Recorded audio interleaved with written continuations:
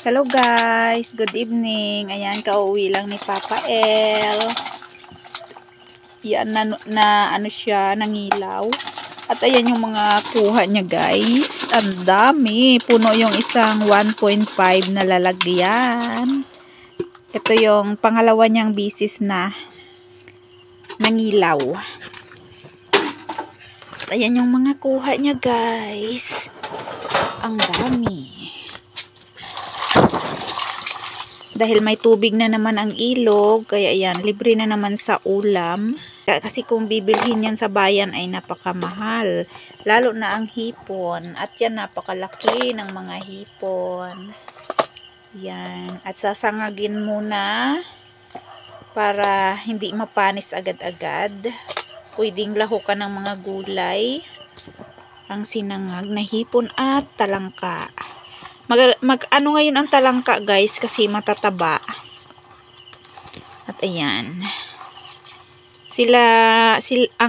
Ang kasamang nangilaw ni Mister ay yung asawa ng pinsan ko na kumpare din niya. Yan. At ayan nga, ang daming talangkang lalaki. Ayan guys, ang daming lalaki ng talangka. Ayan. Ang lalaki ng mga talangka ni Papa El. Ayan guys. Ayan, may ulam na naman kami tomorrow. Libre na naman. Ito ang maganda dito pag nagkaroon ng tubig ang ilog, libre ang ulam. Hindi tulad nung tag-init, walang katubig-tubig ang ilog, kaya hindi din makapangilaw. Kasi nagtatago ang mga hipon at talangka. At ngayon nga, ayan na, ito ang pangalawang bisis. Ay, tumatalon pa. Yung isang gabi nga nangilaw sila, pero ang inaano nila yon ibon. Pero walang ibon, kaya ano sa sapat, may kunting kuha naman. Pero ngayon ang dami. Ang daming kuha ni Papa El. At ayan, may ulam na naman si BBL. Ito, maganda ito. Sabi nga nila, ang hipon, pampa-high blood. Kaya pwede ito kay BBL para tumaas agad yung kanyang dugo. Ayan. Ang daming hipon. Lulutuin na ni Papa El. Isasangag lang muna. Yan. Ang laki ng hipon. Mga puti Mga puti ang hipon. Walang patuyaw. Patuyaw yung sa amin, yung malalaki ang ano yung pa malalaki ang galamay. Yun ang patuyaw. At saka kulay itim, no? Paano ang patuyaw, no? Ito ay mga putian na mga hipon. Ito ang hipong tabang. Yan. Ang hipong tabang dito sa amin. At super lalaki naman talaga. Ayan, masarap naman ito. Bagay ito, gataan. Pero maganda din, pwedeng sigang din ang hipon. Pero dahil gabi ngayon, yan, isasangag na lang. Ayan, ang hipon. Super dami ang mga talangka. Buhay na buhay pa. Pero ang hipon patay na guys. Kasi may tama ito ng mga pana. Yan. Pinana kasi ito. Kasi hindi basta-basta mahuli ang hipon kung hindi papanain. Yang talangka, okay lang yan. Pwede yung mahuli. Pero ang hipon, kailangan talaga ay panain. Kaya ayan o. Ano na sila? Patay na. Yan. At tara, samahan nyo kami at iluluto na ni Papa El.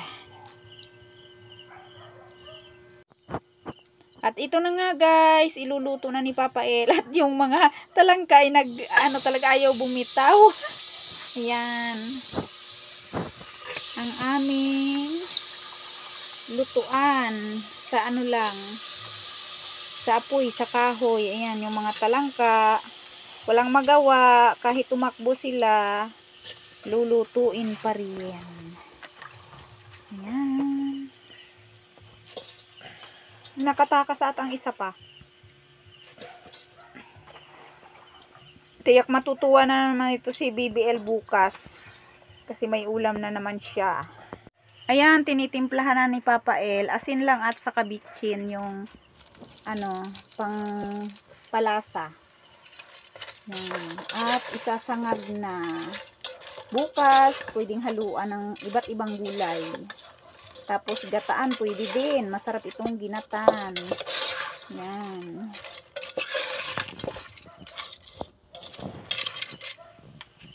Ayan.